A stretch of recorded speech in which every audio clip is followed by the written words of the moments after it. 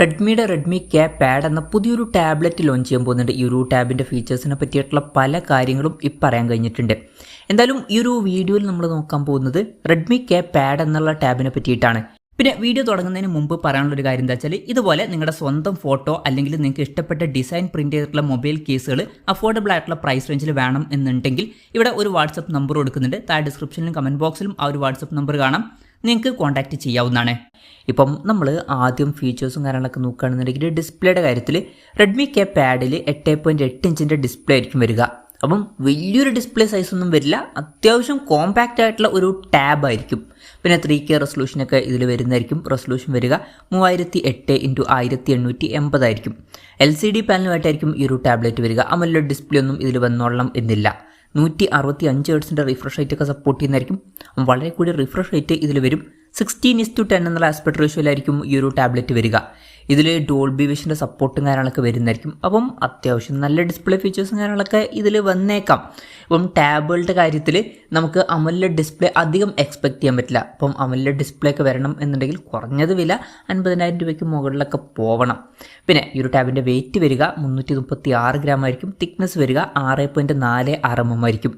ഇനി ഈ പ്രോസസ്സറിൻ്റെ കാര്യത്തിലോട്ട് വരികയാണെന്നുണ്ടെങ്കിൽ MediaTek Dimensity 9400 എന്ന പ്രോസസ്സറുമായിട്ടായിരിക്കും ഈ ഒരു ടാബ്ലറ്റ് വരിക. ഈ ഒരു പ്രോസസ്സർ എന്ന് പറയുന്നത് MediaTekൻ്റെ ഫ്ലാഗ്ഷിപ്പ് പ്രോസസ്സറാണ്.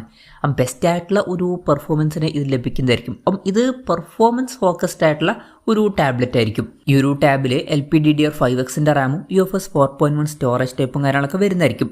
പിന്നെ ടാബ് പെട്ടെന്ന് നീറ്റായിരിക്കാൻ വേണ്ടിയിട്ട് VC കൂളിംഗ് സിസ്റ്റം വരുന്നതായിരിക്കും. ഇതിൻ്റെ ഏരിയ വരിക 12,050 mm² ആയിരിക്കും. പിന്നെ ഇതിൽ ക്വാഡ് സ്റ്റീരിയോ സ്പീക്കേഴ്സൊക്കെ വന്നേക്കാം, ചിലപ്പം 8 സ്പീക്കേഴ്സും വന്നേക്കാം. ഡോൾബി അറ്റ്മോസിൻ്റെ സൗണ്ട് സപ്പോർട്ട് ചെയ്യുന്നതായിരിക്കും. ആൻഡ്രോയിഡ് 15 ബേസ് ആയിട്ടുള്ള ഹൈപ്പർവോയ്സ് സോഫ്റ്റ്വെയർ ആയിരിക്കും ഈ ഒരു ടാബിൽ വരിക. ഇനി ക്യാമറയുടെ കാര്യം പറയുകയാണെന്നുണ്ടെങ്കിൽ ടാബിൻ്റെ പിന്നിൽ സിംഗിൾ ക്യാമറ ആയിരിക്കും വരിക. 13 MP ഒരു ക്യാമറ സെൻസർ ആയിരിക്കും ടാബിൻ്റെ പിന്നിൽ വരിക. പിന്നെ ഫ്രണ്ടിൽ 8 MP ഒരു സെൽഫി ക്യാമറയും വരുന്നതായിരിക്കും. അപ്പം ബേസിക് ആയിട്ടുള്ള ഒരു ക്യാമറ സെറ്റപ്പ് ആയിരിക്കും വരിക. പക്ഷേ ടാബ് എന്ന് പറയുന്നത് അത്ര ക്യാമറ ഫോക്കസ്ഡ് ആയിട്ടുള്ള ഒരു ഡിവൈസ് ഒന്നും അല്ല. അപ്പം ഈ ഒരു ക്യാമറ സ്പെസിഫിക്കേഷനൊക്കെ ഓക്കെയാണ് എന്ന് തന്നെ പറയാം. ബാറ്ററിയുടെ കാര്യത്തിൽ 7500 mAh ബാറ്ററി ആയിരിക്കും വരിക. അപ്പോൾ ടാബാണ് എന്നുള്ള കാര്യം കൺസിഡർ ചെയ്യുമ്പോൾ അത്ര മികച്ചൊരു ബാറ്ററി കപ്പാസിറ്റി ഒന്നും വന്നോളണം എന്നില്ല. ബേസിക് ആയിട്ടുള്ള ഒരു ബാറ്ററി കപ്പാസിറ്റി ആയിരിക്കും വരിക. പക്ഷേ 60 വാട്ടിൻ്റെ ഫാസ്റ്റ് ചാർജിങ് സപ്പോർട്ട് വരുന്നതായിരിക്കും. അപ്പം അത്യാവശ്യം നല്ലൊരു ബാറ്ററി കപ്പാസിറ്റി വന്നിട്ടില്ലെങ്കിലും നല്ലൊരു ചാർജിങ് സ്പീഡൊക്കെ ഇതിൽ വന്നേക്കാം. പിന്നെ Type-C ചാർജിങ് പോർട്ടും ഇതിൽ വരുന്നതായിരിക്കും.